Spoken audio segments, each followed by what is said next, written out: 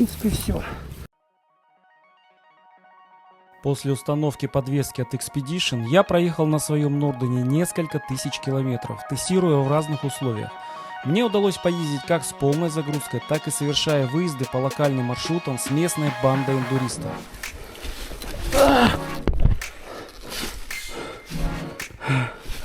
Тихо, что-то пошло не по плану. Кроме того, мне пришлось его снова основательно разобрать для устранения подтекания антифриза, а также провести ТО и установить кое-какие ништяки. Присаживайтесь поудобнее, и мы начинаем. Маршрут построен. Ребята, всем привет! Я закончил все основные работы по переделке Husqvarna Norden 901 версию Expedition. Заменил подвеску. В прошлом ролике вы видели, как мы с Андреем вместе поменяли подвеску и установили ее от КТМ 890 Adventure. На следующий день мы с Андрюхой поехали в нацпарк Кинтриши с палатками.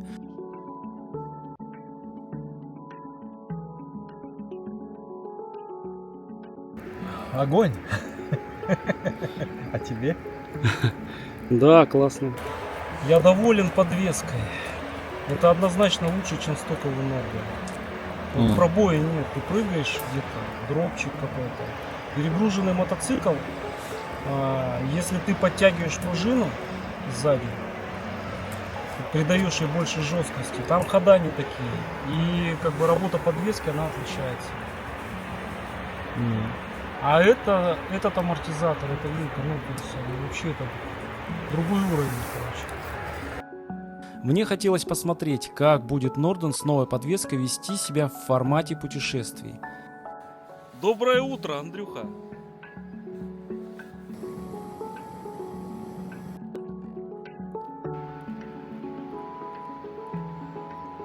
Думаю, что каждый из вас согласится, что поведение пустого и загруженного хабарями мотоцикла – это две большие разницы. На мой взгляд, помимо всего прочего, именно подвеска – это то, что в первую очередь подвергается тюнингу, дает ощущение контроля и комфорта на мотоцикле, особенно если он предназначен для путешествий с выездами на грунт.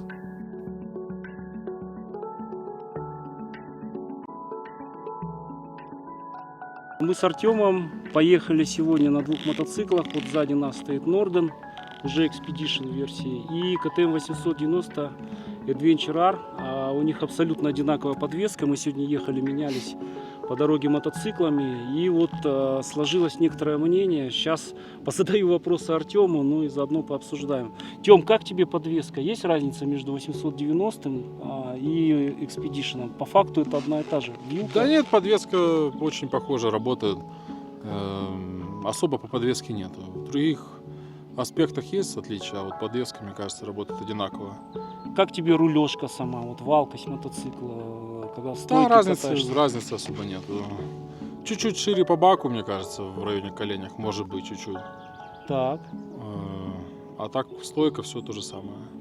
Все одинаково. Ну вот смотри, у меня такой вопрос. Если, допустим, стоит одинаковая резина на мотоцикле, на мотоциклах, и примерно одинаковый скилл, вот уровень людей, на Norden Expedition также можно заезжать, где на 890? Ну, плюс-минус, да, я не знаю, он по весу, наверное, чуть-чуть больше. Но ощущается этот вес для тебя? Вот какая разница? Ты пересел? Ну, пока едешь, не ощущается. Будет ощущаться, когда упадешь. Когда будешь Наверное, страдать. да. Оп. Здравствуйте.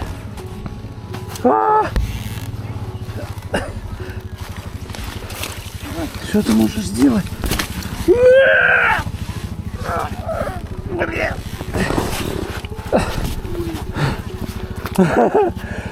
Сука! 220. Но так как бак внизу, по факту Нормально, плюс-минус да. то же самое, вес добавляет. Ну, там небольшая же разница в весе, я думаю, 5 килограмм. 5, ну 5 килограмм плюс еще дуги у меня стоят, они тоже добавляют там килограмма, может 3 где-то примерно. Я думаю, это на вес эндурика не сильно. В Нордене, да, намного удобнее сиденье, оно шире. Ага. Вот. И, возможно, ветрозащита, надо пробовать по трассе. Так, в принципе, вот сиденье прям сразу, я сел, сразу заметил, что оно гораздо удобнее.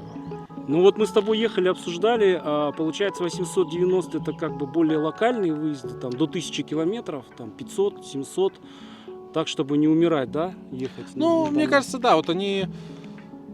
КТМ может быть чуть-чуть более там где-то по более сложным участкам. Его, мне кажется, не так уронить, не так жалко. У него, мне кажется, чуть-чуть уже он в районе вот бака, чуть выше вот этот пластик. Слушай, меньше ну перегар. 23 и 24 модельный год, у них уже там чуть пошире. да, уже чуть пошире. Да, он пошире, Ну, в у него принципе, стоит то же ветровое самое стекло, всё. плюс-минус то же самое. Да, Только они да. разнесли там дизайном, и как бы Norden позиционировался как чисто туристический, а Expedition с уклоном уже для таких, ну, на вырост Ну подвеска. да.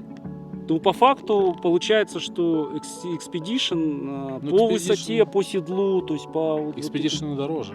Expedition дороже, да. Чем КТМ Adventure R. Соглашусь, но тут уже ты получаешь все уже в базе. Ну То есть да, у тебя да, Explorer Pack стоит, у тебя стоит багажная система какая-никакая, у тебя стоят сзади рамки и что-то там, подогрев ручек, другая графика и вот подвеска. То есть получается Ну да, может быть. между обычным Норденом и Expedition разница в цене где-то в районе где-то 2000 евро, приблизительно, примерно так. Плюс-минус от хотелок дилеров там или продавцов. И получается, что по факту, если если есть возможность, то лучше, наверное, брать сразу Expedition, Ну да, если рост да. позволяет. У нас с тобой рост там по метр Ну, они восемьдесят. одинаково же по седлу, да, что КТМ. Слушай, на память не помню, но мы сейчас мерили примерно. Ну, я не плюс-минус, ощутил да. разницы, ну, по крайней мере. На Expedition можно, на Нордене можно поставить седло в два положения. То есть можно повыше чуть поднять его. По Ну, большому я думаю, счету. 1,75 м и выше будет всем комфортно. Ну да, если человек ниже 1,75 м, вообще не варит. Ну, у меня 1,82 м, запас большой. Я понял.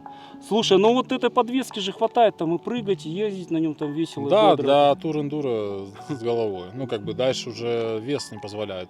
Ну, либо надо совсем уже хард-эндурную резину ставить и дальше. То есть можно прыгать там, ну, понятно, что не разрывные трамплины, ну, там 2-3 метра пролетать спокойно. Не пробивает ее, как бы вопросов особо нет. По вилке тоже очень редко есть пробитие, там на каких-то прям острых камнях, может быть, на большой скорости, но в принципе нормально. Слушай, еще одну тему, которую я хотел затронуть. Мы пока ехали по асфальту, я на своем 890-м я заметил, и это мы с тобой сегодня тоже в переговорке по дороге обсуждали, на КТМ чувствуется проблема с воблингом. Да, особенно на шашке. На родной резине не так сильно ощущалось.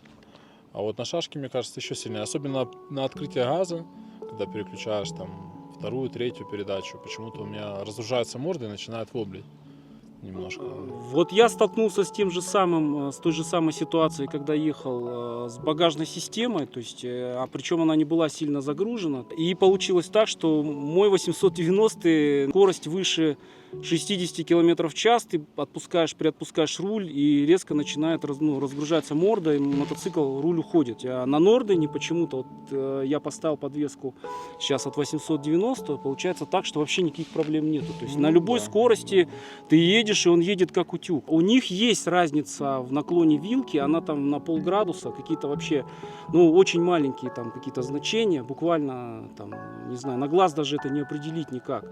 Но либо это сильно сказывается, и плюс еще, наверное, переднее крыло, потому что поднято. Из-за этого может быть то, что его поднимает. Мне кажется, на более высоких скоростях, на 110, на 120. Но 120 плюс неудобно ездить на КТМ, он воблит. Ну, я имею в виду, крыло разгружается. не влияет, мне кажется, А. на такое. А вот на 150, если там уже, наверное, будет как-то крыло какую-то вибрацию давать. По подвеске такое однозначное резюме. Если есть возможность, берите сразу Expedition. Мод кардинально преображается по сравнению со старой подвеской. Ситуация в том, что еще не хватало мне подвески, когда загружаешь мотоцикл с багажкой. И если начинаешь там активно гонять, то очень частые пробои, задний аморт прям просто на спрыжках под грузом складывается. И это прям боль. А вилка идет серия, допустим, неровностей, камней, первую она встречает, там второй, третий, она начинает уже дальше плыть, она уже, ну, сцепления, нет контакта, происходит, короче, ну, неправильная работа подвески. Здесь такое впечатление, как будто вот Expedition, он как раз создан для того, чтобы его чуть подзагрузить. В принципе, Norden, повторюсь, немножко тяжелее, и он такой, как более плавный получается с этой подвеской, Ну да, чуть да, мягковатый да. такой. Ну, однозначный кайф в этом есть.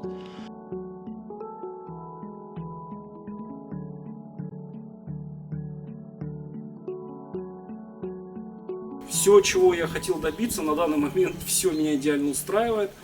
Поэтому считаю, что самое главное новшество, вот изменение, это подвеска, установка подвески от 890 КТМ, оно принесло свою пользу.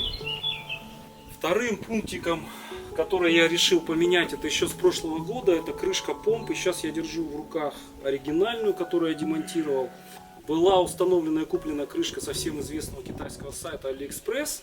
Перед началом работ я хочу дополнить свое видео, рассказать, что когда я в прошлом году снимал крышку, клапанную крышку, были подтеки масла. Вот сейчас наглядно видно в камеру, я специально не стал удалять вот эту грязь, пыль, чтобы было видно, что сейчас подтеков масла абсолютно никаких нет. То есть двигатель полностью сухой, ничего не потеет, и вот эта процедура с демонтажом и нанесением очень тонкого слоя герметика моторного черного цвета реально излечила эту проблему. То есть крышка обтянута по моментам, все замечательно. Если вы открываете, не бойтесь того, что у вас нет прокладки. Если она не дубовая, как это было в моем случае, то можете спокойно использовать очень тонкий слой герметика, чтобы он нигде не выпирал, не вылазил, и спокойно это все работает. Вот наглядно на моем моторе это все видно. В сервисном мануале по Norden написано, что перед тем, как демонтировать радиатор, необходимо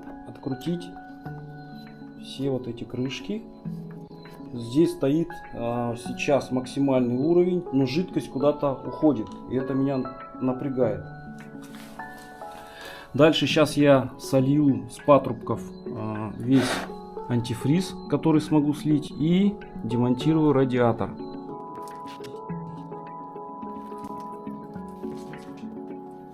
Значит, как вы можете видеть, я сейчас ничего не трогал. Антифриз сюда мог попасть, вот видны следы подтеков, только из-за того, что подтекает вот эта крышка, которую мы сейчас будем менять. И вот этот хомут, злосчастный хомут, из-за которого в тот раз мне пришлось отодвигать радиаторы, но проблема не была решена, поэтому сейчас мы это все будем сначала чистить, потом аккуратно все демонтируем, и после этого все обратно соберем качественно, чтобы ничего не происходило. Видите, здесь уже болт мокрый, он постоянно в антифризе, и вот это все стекает вниз, сюда попадает на выпускной коллектор, вот этот запах сгоревшего антифриза. И дальше вот эти подтеки, которые я думал, что это что-то потеет с маслом связанное на двигателе, а это просто жирный антифриз. Вот. Так что сейчас мы это все чистим быстренько, и я пытаюсь заменить вот эту крышку на китайскую с Алиэкспресса. Посмотрим, что из этого всего получится. Ну и заодно проверю вот этот хомут, возможно придется ехать в магазин и брать новый, более качественный. Ну что, ребята, я замыл соляркой, сейчас дизелем, всю вот эту грязь. Сейчас зальем это пеной и уберем все керхером. Аккуратненько все разъемчики позакрываем и все сделаем.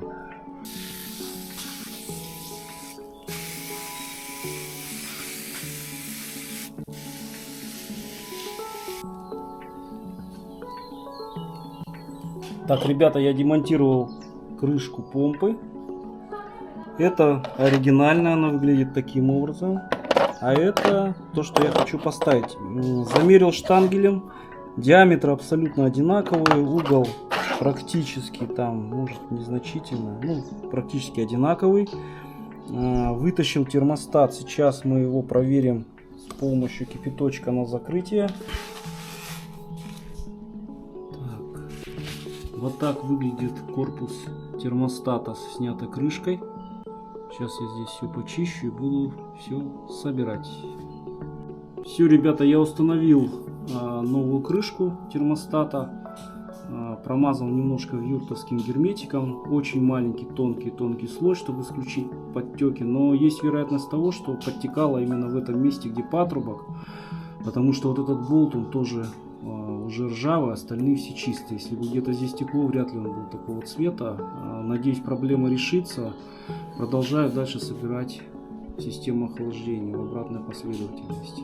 Так, братцы, ну вот я поставил хомут новый, патрубок, все соединил, подтянул, я надеюсь, ничего течь не будет. Хомут развернул немножко в сторону, не вниз, и буду наблюдать за этим стыком по мере возможности, что здесь будет происходить. Сейчас надо помыть радиатор, сниму вентиляторы и промою хорошенько радиатор и буду собирать обратно систему охлаждения. Все, я установил чистый радиатор, установил обратно все патрубки, он полностью стоит на месте. Здесь 4 точки крепления, 2 сверху по каждой стороне и снизу, и патрубки. Не забывайте обратно защелкивать разъемы вентиляторов, чтобы они не болтались, иначе мотоцикл может перегреваться. Сейчас будем заливать антифриз. Вот так это выглядит с этой стороны. Патрубок стоит на месте. Эти 2 хомута я поставил новых. Все проверил, закрепил вентиляторы. Также здесь стоит снизу крепление и сверху, и защита сама от грязи. Вот, радиатор помыт, почищен. Мотоцикл был оттестирован в разных условиях, в том числе и по оффроуду. Никаких сейчас подтеков, потери антифриза и тем более запахов с утра или на холодную нет. То есть от этой проблемы я наконец-то избавился. Это у меня получилось. Третьим пунктиком в моем длинном списке значится цепи звезды. Я переустановил стоковые цепи звезды. Мотоцикл проехал 28 тысяч километров. У меня в руках сейчас стоковая передняя звезда на 16 зубов. Я установил переднюю звезду на 1 зуб меньше. Это позволит поднять тягу. Передняя звезда минус 1 зуб, это примерно плюс 3 на задней звезде. Максимальная скорость немного упала, но мотору сейчас намного легче с таким сетом ездить по горам.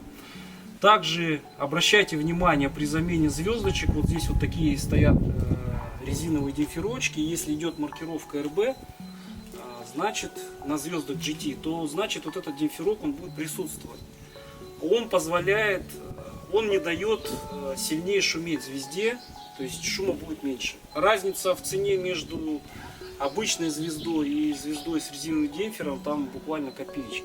А вот заднюю звезду я установил вместо стоковой на 45 зубов, я поставил 47. То есть фактически сейчас мотоцикл стоит на звездах плюс 5 зубов. Это позволяет ему круто ездить по горам, мотор вообще не напрягается, но есть нюансы. Передачи стали короче и максимальная скорость упала до 180 км в час. Но мотоциклу значительно легче разгоняться, просто вы коробкой будете работать чаще. Надо ли ставить для обычных путешествий такой сет, я точно не могу сказать. Я просто экспериментировал и пробовал заезжать в крутые подъемы. Это проще сделать с такой звездой. Мотору легче едется. Мотоцикл очень стал резкий, чувствительный на газ. Легко поднимается на заднее колесо.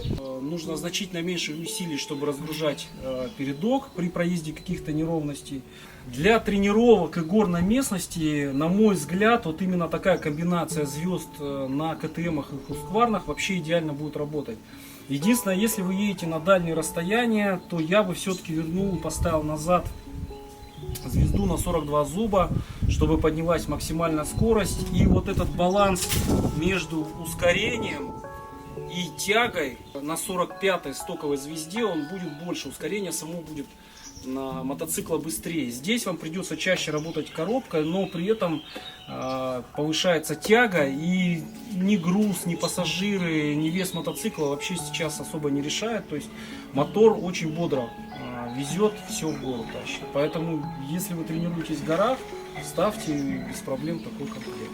Старый комплект цепи звезды я оставил про запас, потому что они проехали, напомню, 28 тысяч километров, но они в очень хорошем кондиционном состоянии, поэтому, докупив один замок на цепь, если мало ли вдруг мне что-то понадобится, я смогу докатать. Там примерно остаток еще примерно 10 тысяч километров. То есть цепь 35-40 тысяч километров на этих мотоциклах при должном уходе спокойно будет, на мой взгляд, есть. Так, следующие пункты. Это гарды. Стояли вот такие стоковые от Нордена гарды. Я переустановил оригиналы KTM с Power Parts. Теперь вот эта дуга, она сама алюминиевая. И существует у них там защита в разных цветах пластиковая. Это оранжевый, который не в тему, белый, черный. Сейчас установлены черные гарды. Еще один пункт ниже — это ручки. Сами сцепления и переднего тормоза установлены. Сняты оригинальные, установлены короткие складные ручки снова с китайского сайта AliExpress. Все реально обкатано и работает довольно хорошо на КТМах. И также я думаю, что на Нордене тоже никаких проблем с ними не будет. Те, кто подписан на мой канал, знают, что в одном из прошлых роликов с прошлого года у меня был заломан, я обнаружил залом троса сцепления. Вот он сейчас, старый трос демонтирован у меня в руках. Из-за неправильной прокладки, из-за того, что я установил проставки руля, был залом. Я не знаю, насколько этого троса хватит. Он отъездил также 28 тысяч километров. Состояние вполне кондиционное, лежит про запас, мало ли что. Так что я установил новый трос сцепления. Следующий пункт — это замена масла. Также после замены подвески я произвел замену масла. Залил снова Motorex, как всегда, предписанный. Все сделал по мануалу. На этом пункте подробно давайте не будем останавливаться, все стандартно. Дальше идет регулировка клапанов. Регулировку клапанов я не производил. Согласно сервисному мануалу, это необходимо делать каждые 30 тысяч километров. На данный момент я, честно говоря, в раздумьях нахожусь, делать мне регулировку клапанов или нет. По всем признакам работы мотора у меня нет никаких стуков от слова совсем. И даже не слышно, что клапана необходимо регулировать. Но проверить, видимо, стоит. Я предварительно уже договорился с официальным дилером здесь, в Тбилиси. Это компания Husky GE. Я попробую, наверное, отогнать. И надеюсь, эти парни снова запустят меня в сервисную зону и получится снять состояние валов.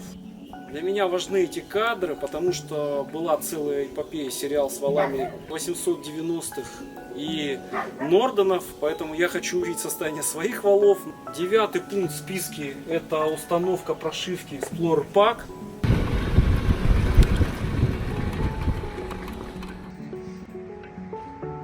Георгий, а к нему можно обращаться по сервису, он разговаривает на русском языке. И Гамарджубат, обращайтесь к Грузии Husky Park. я любезно попросился к официалам Husky в городе Тбилиси. Это официалы КТМ и Husqvarna. Сейчас в сервис, чтобы мне разрешили поснимать. В общем, стоит Norden. Сейчас будут заливать прошивку Explorer Pack. Здесь вы можете сделать любые работы, что касается КТМов. Это официальные дилеры. Как ставится прошивка? В общем, мотоцикл подцепили на питание, зажигание. Здесь сервисный разъем, вот красный. И дальше подключается прибор, диагностический планшет. Это у любых официалов есть. И сейчас будет листиться софт через этот прибор. Сейчас мы должны купить это сперва. Так, сейчас купим. Explorer Pack, вот. Видите, все покупается.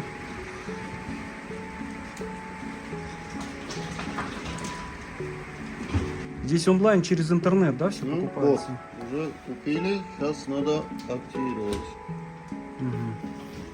Класс. Все делается. Это он уже в мотоцикле стоит уже? Да.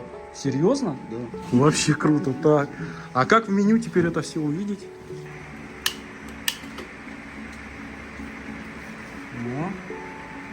Ага. И Вот, Explorer Pack появился. Можно теперь сет? Все, и он... Все, установился Explorer Pack, поменялась менюшка, в общем. Все остальное буду тестить. Ребятам огромное спасибо. Все ставится за 15 минут, где-то даже меньше. Вообще круто, очень быстро. Хочу показать вкратце экскурсию сделать. Значит, здесь есть полностью все оборудование для ремонта подвески вики, которые ставятся на КТМ и Husqvarna. А моему другу Паше из Беларуси, про которого вы знаете, значит, отремонтировали задний аморт здесь. Так что вот полностью весь комплект инструментов, специнструментов, все как положено. Вот, обращайтесь к ребятам. Масла замена идет Motorex, как предписано заводом-производителем. Но здесь всегда в наличии масло. Я не веду сам магазин, это зона сервиса.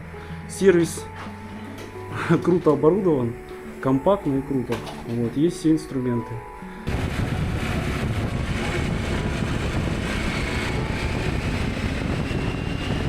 Сам режим езды Explorer Pack, который позволяет настроить слайдинг, чувствительность ручки газа. Этот режим абсолютно такой же, как Rally Pack в КТМ. Поэтому ничего нового я, наверное, здесь не расскажу. Но этот режим позволяет еще больше под себя настроить мотоцикл при езде в различных условиях. Поэтому для меня это было тоже принципиально важно и интересно. Я поездил с этим паком, мне все зашло.